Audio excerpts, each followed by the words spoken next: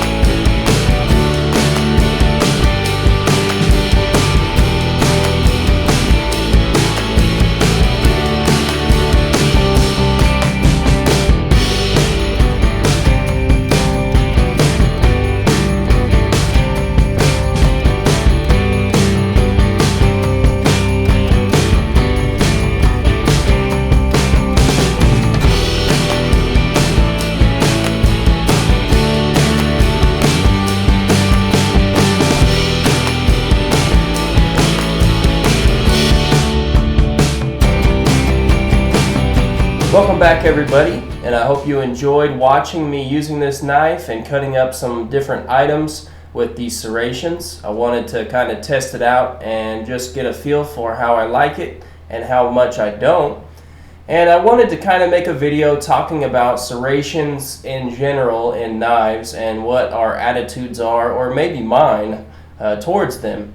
I think when I first started buying knives before I was into YouTube, I kind of bought serrations because that was what was commonly offered in many different knives. I would buy a partially serrated blade because that was what the majority of the knives that sold in stores where I would shop were. I didn't really have an opinion on it other than I thought it was really hard to sharpen, but it would cut longer when the top portion of my blade would dull. The serrations would just keep cutting, and I liked that.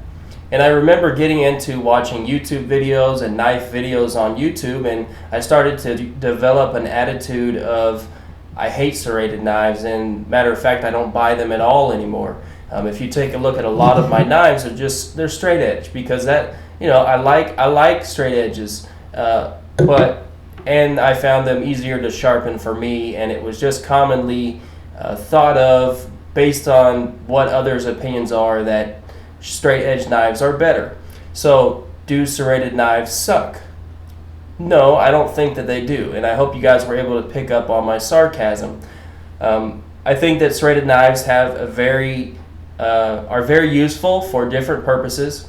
They have a more, I think overall, for a typical person that doesn't collect knives, doesn't have multiple sharpeners, I think a serrated knife will probably serve them better than a non-serrated knife, just for the simple fact that, in my opinion, and many others as well, this knife will cut longer when it dulls out. If you put this knife up with a knife like this, when this one dulls out, this one's going to keep cutting. Even if these individual serrations start to dull, you still can saw through a cut and make a cut fairly quickly because of just the fact of how the blade is designed. And this is what I saw in all the cutting that I did. I cut through rope, I cut through cardboard, I cut through plastic, food prep. This type of knife definitely has some limitations. Having serrations, even when they're done really well, can have some limitations. I found when cutting through food prep, I found the knife would want to go to one side as opposed to the other. It wouldn't want to cut straight. And that is one drawback you're going to have with serrations. It's not going to be as smooth of a cut in more fine tasks, but if you're cutting something like rope or even cardboard, I found it to be surprisingly, it would perform very well. I was very happy with it. Now, what's the purpose of this video? Well, basically, I just wanted to say that I'm starting to get more into serrated knives, and I wanted to give them a second chance and start factoring in whether I would find it more useful to have a serrated knife or not.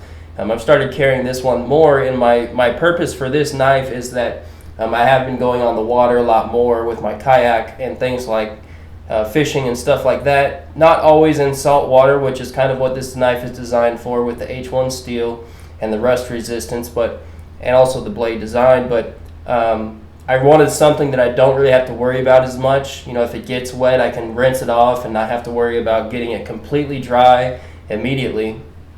And I just thought it would be an interesting experiment to try something out that I haven't been accustomed to using recently. And I have to say, I really do like the serrations. I like the ones that Spyderco puts out. Over time, I've learned how to sharpen them more easily. If you have a ceramic rod, a cylindrical sharpening rod, I found it really easy to sharpen as long as you can get it into the grooves. I use the SharpMaker ones, but there's other ones out there as well. They're not that hard to sharpen. A lot easier than I thought of them as being hard before I started watching YouTube videos and getting more into knives. But I think it can be really useful. I think it's useful for prepping, really useful, because long term it's going to cut longer.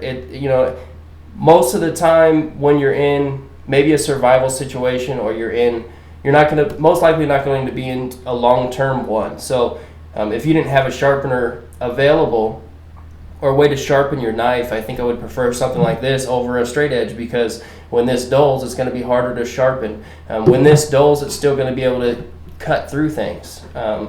Maybe not as smoothly, but you're still going to be able to cut through stuff with the serrations. You're going to be able to saw through it. Now, if you have a way to sharpen, I think I would prefer this, a straight edge, because if you have some kind of ceramic, a coffee mug, a bowl, anything with an unfinished ceramic portion, you can still get this sharp. But you could also do that with this. It's a little more challenging. You need to find the right shapes. You might need to shape some ceramic yourself, but you could still do it. I just think it's interesting to think about what the attitude is towards serrated knives. Maybe I'm off on this. You guys, I'd love to hear your opinions, whether you buy serrated knives, what your opinions are on serrated knives, and whether or not you agree with me or not. And it's okay if you don't. It's not going to offend me. I just wanted to make this video and talk about a couple things I had been thinking about with this knife. So anyways, again, this is a Spyderco Atlantic Salt. This is the newer model that has the handle cut out, as well as an updated pocket clip. I know on Spyderco's website it doesn't actually show this model yet with the cutout, but it has been confirmed. I know there was some concern because I bought this from a reputable Spyderco dealer. I thought maybe it was a knockoff, but I checked with Spyderco and they did say that they're rolling them out with this design now. So just in case, I know someone's going to ask, this isn't a knockoff. It is an official 2015 Atlantic Salt. So anyways, thank you guys for watching. I hope you found the video maybe interesting, or maybe you didn't. Maybe you have some questions or comments about what you think of it. So go ahead and leave those if you can, and I'd appreciate it if you thumbed up the video if you liked it. So thanks for watching, guys, and I'll see you on the next video. Take care. Peace.